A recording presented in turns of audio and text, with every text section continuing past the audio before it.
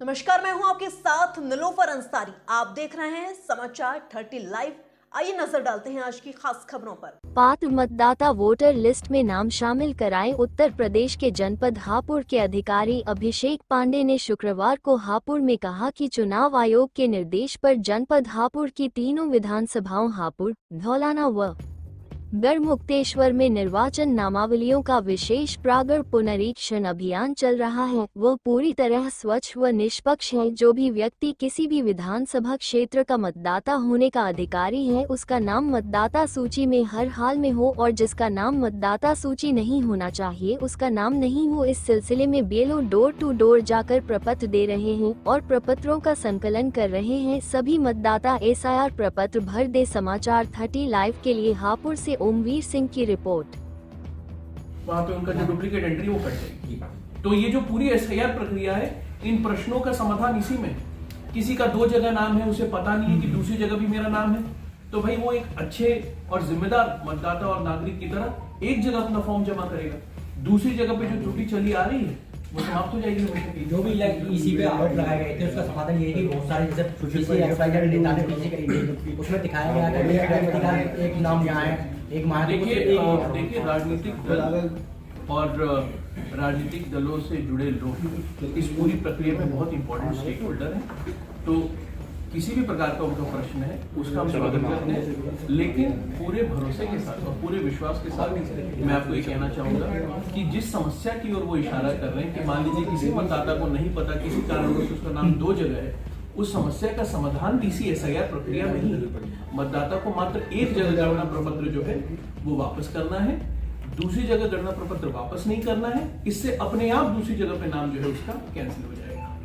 उसके बावजूद भी अगर कुछ लोग दोनों जगह अपना नाम शामिल कराने की कुचेष्टा करते हैं और ये प्रयासरत रहते हैं कि हमारा नाम मतदाता सूची में बना रहे, एक से ज्यादा गणना प्रपत्र जमा करते हैं, तो जैसा कि मैंने उन्हें बताया, उन्हें चेताया जा रहा है कि ऐसा ना करें। ऐसा करना दंडनीय अपराध है और इसमें 1 साल तक की कारावास हो सकती है। सर, कुछ बीएलओ के द्वारा लापरवाही की जा रही है, कॉलोनी में जा रहे हैं और किसी एक घर को टारगेट करके उसको बुला रहे हैं कि इस फॉर्म को भरवाइए, क्योंकि अगर ऐसा वो करते हैं तो सभी लोग मतदाता जो हैं मतलब पढ़े लिखे नहीं हैं और उस फॉर्म में गलतियां हो सकती हैं, तो उस पर किस तरह से काम करें? देखिए, बीएलओस को कुछ बहुत स्पष्ट निर्देश दिए गए हैं। पहला निर्देश ये दिया गया है कि बीएलओ को डोर टू डोर जाना है, फॉर्म वितरण के लिए भी और संकलन के लिए। फील्ड में कभी कभी ऐसी परिस्थितियां होती हैं जहां पे लोगों को फॉर्म भरने में बीएलओ को मदद करना पड़ता है और ये बीएलओ की वैधानिक जिम्मेदारी भी है। ऐसी परिस्थिति में यदि वहां पे कोई सामुदायिक भवन है, सरकारी भवन है, जहां पे एक साथ लोगों को बैठाकर उनका ओरिएंटेशन किया जा सके एसआईआर प्रक्रिया के बारे में, उन्हें जानकारी दी जा सके कि भाई ये फॉर्म कैसे भरने हैं, कोई भी सार्वजनिक जगह, वार्ड में वो नगर पालिका का कोई सामुदायिक भवन हो सकता है, ग्राम पंचायत में वो पंचायत भवन हो सकता है, ऐसी किसी भी जगह पर यदि बीएलओ द्वारा लोगों को बुलाकर ये प्रक्रिया समझाई जा रही तो इसमें कोई गलत बात नहीं है। लेकिन ये बात जरूर बीएलओ को सुनिश्चित करनी है कि किसी निजी व्यक्ति के प्रांगण में या फिर किसी विशेष विचारधारा, किसी विशेष राजनीतिक दल के प्रभुत्व के क्षेत्र में ये कार्रवाई ना की जाए। इस प्रकार की कार्रवाई यदि कोई बीएलओ कर रहा है तो उनके विरुद्ध हम कार्रवाई भी करेंगे। वैसे सर, जैसे 2 फॉर्म दिए जा रहे हैं और कुछ जगह बीएलओ एक दिखा रहे हैं, उसका देखिए, ये शिकायत 1-2 क्षेत्रों से आई थी। इसमें सभी बीएलओ को निर्देशित किया गया है कि वो वापस एक भ्रमण करके क्षेत्र में डोर टू डोर जाए और मतदाता को जो एक प्रति उपलब्ध कराई है उस पर हस्ताक्षर करके न केवल उसे रिसीविंग दे बल्कि उसकी दूसरे फॉर्म की कॉपी भी उसे उपलब्ध कराए।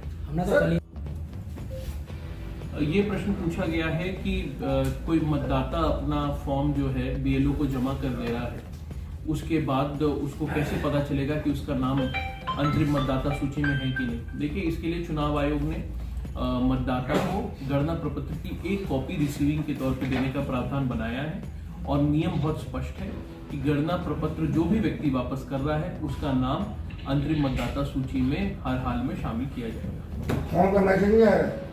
नहीं, इसमें अभी फोन रिसीविंग है, कोई व्यवस्था नहीं है।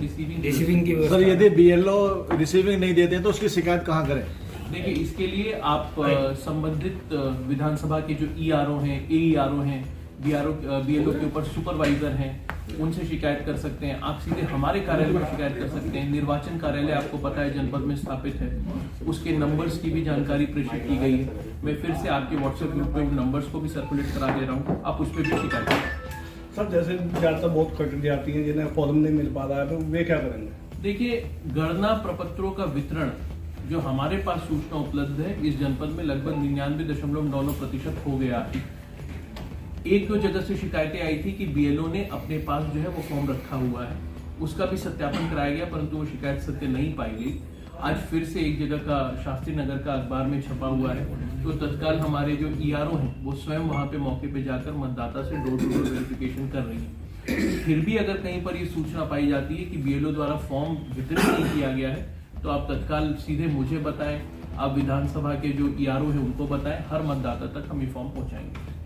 एसआईआर को लेकर जो वो फॉर्म फिल कर रहे हैं, उनके मन में ये है कि कहीं ये गलत फिल ना हो जाए, उनकी वोट ना कट जाए, और यही बीएलओ को उनकी हेल्प भी करनी है, मगर ये हेल्प नहीं हो पा रही है। देखिए, सबसे पहले तो मैं दो चीजों के ऊपर आपका ध्यान आकृष्ट करना चाहूंगा कि इस स्तर पर मतदाता द्वारा उपलब्ध कराई गई किसी भी सूचना का सत्यापन नहीं किया जाता है। 4 दिसंबर तक मतदाता को केवल अपना फॉर्म हस्ताक्षर करके बीएलओ को वापस लौटाना है। यदि मतदाता के पास विवरण उपलब्ध है तो मतदाता अपना विवरण स्वयं अंकित कर देगा।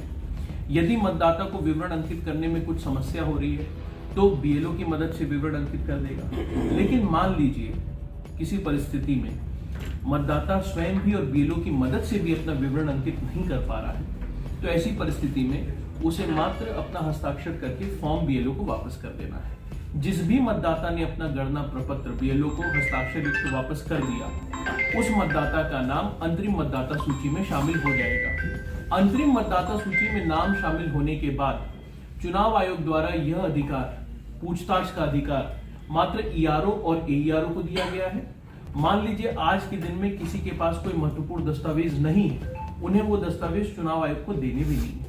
4 दिसंबर के बाद जब ईआरओ और एईआरओ द्वारा समस्त संकलित गणना प्रपत्रों का मूल्यांकन किया जाएगा, उसके बाद ईआरओ या फिर एईआरओ के स्तर से नोटिस जारी होगी जिसका जवाब मतदाता को देना है। इसलिए मेरा सभी सजग मतदाताओं से यह निवेदन है कि यदि 4 दिसंबर तक आप इंतजार करते रहते हैं, आप अपना फॉर्म जमा नहीं करते हैं, तो अंतरिम मतदाता सूची में आपका नाम नहीं आएगा। अगर आप किसी दस्तावेज विशेष को लेकर चिंतित हैं तो 4 दिसंबर के बाद ईआरओ या फिर एईआरओ के नोटिस आने पर आप उसकी खोज करके वो उपलब्ध कराइए। सर, एसआईआर के बारे में अभी सभी मतदाताओं को पता नहीं है, जागरूक नहीं है, तो उनके वहम को खत्म करने के लिए मतलब क्या मैसेज देना चाहेंगे आप कि इसको करना चाहिए? देखिए, प्रेस के माध्यम से और राजनीतिक दलों की बैठक के माध्यम से हम ये बात बता चुके हैं। उसी बात को हम दोबारा दोहरा रहे हैं आज फिर से कि चुनाव आयोग द्वारा ये जो प्रक्रिया एसआईआर की जा रही है, इसके बहुत स्पष्ट लक्ष्य हैं कि जो भी व्यक्ति किसी भी विधानसभा क्षेत्र का मतदाता होने का अधिकारी है, उसका नाम मतदाता सूची में हर हाल में हो, और जिस भी व्यक्ति का नाम मतदाता सूची में नहीं होना चाहिए, उसका नाम मतदाता सूची में नहीं हो। तो जो भी हमारे हापुड़ के, धौलाना के, गढ़मुक्तेश्वर के वो नागरिक हैं जो कि कानूनन मतदाता बनने के अधिकारी हैं, उनको किसी भी बात का भय, संशय अपने दिमाग में नहीं होना चाहिए। ये प्रक्रिया पूर्ण रूप से स्वच्छ एवं निष्पक्ष है और इस प्रक्रिया का एकमात्र उद्देश्य मतदाता सूची की शुचिता को स्थापित करना है, जिससे कि लोकतंत्र मजबूत हो। गणना प्रपत्र यदि कोई भी मतदाता हस्ताक्षर करके या फिर उसके परिवार का कोई भी सदस्य हस्ताक्षर करके वापस कर देता है, उसका नाम अंतरिम मतदाता सूची में शामिल किया जाएगा। 4 नवंबर से 4 दिसंबर तक जो गणना प्रपत्रों के वितरण का और संकलन का कार्य चल रहा है, इस दौरान बीएलओ को किसी भी प्रकार की पूछताछ का, दस्तावेज मांगने का अधिकार कदापि नहीं है। सर, वापसी मतदाता कहाँ करेंगे जब बीएलओ ने एक बार फॉर्म दे गए और अपनी लोकेशन देते नहीं है, वो कि कहाँ मिले? देखिए, हमारे जनपद में लगभग 11 लाख के आसपास मतदाता हैं, जिसमें से 1 लाख मतदाताओं का फॉर्म डिजिटाइज हो गया है। तो हम ये मान के चलें कि लगभग 2 लाख 2.5 लाख के आसपास मतदाताओं के फॉर्म संकलन का कार्य किया जा चुका है। बीएलओ के लिए ये संभव भी नहीं है कि वो हर एक मतदाता को अपनी लोकेशन बताए।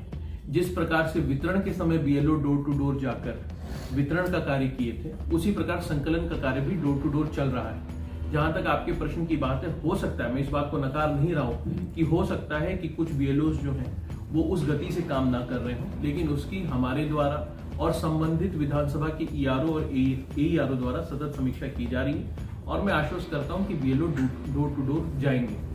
आपके इस प्रश्न से मुझे एक बिंदु और याद आया। मैं इस अभियान में लगे हुए सभी बीएलओज और इन बीएलओज में हमारे टीचर्स भी हैं, हमारे आंगनबाड़ी कार्यकर्ता भी हैं, हमारे पंचायत के भी कर्मचारी हैं, सुपरवाइजर्स के तौर पर हमारे लेखपाल बड़ी संख्या में लगे हैं, नलकूप विभाग के कर्मचारी हैं और अन्य विभाग के भी कर्मचारी हैं। इन सभी कर्मचारियों को मैं बहुत बहुत धन्यवाद भी करना चाहूँगा कि वो इस प्रक्रिया में पूरे उत्साह और उमंग के साथ हिस्सा ले रहे हैं, लोकतंत्र को मजबूत करने के इस महायज्ञ में अपना योगदान दे रहे हैं। और मैं साथ ही साथ उनसे ये भी अनुरोध करना चाहूँगा कि ये पूरी प्रक्रिया जो है वो अभी चलनी है। 4 दिसंबर तक हमें संकलन करना है, संकलन के बाद नोटिस प्रेषित की जाएंगी। तो मैं उन सभी को धन्यवाद ज्ञापित करते हुए आगे भी उनके इसी प्रकार के प्रयासों की अपेक्षा करता हूँ। फिलहाल के लिए इस खबर में इतना ही। देश और दुनिया की तमाम बड़ी खबरों से अपडेट रहने के लिए देखते रहिए समाचार 30 लाइव। और हाँ, हमारी वीडियोस को लाइक व शेयर करना और चैनल को सब्सक्राइब करना ना भूलें। नमस्कार।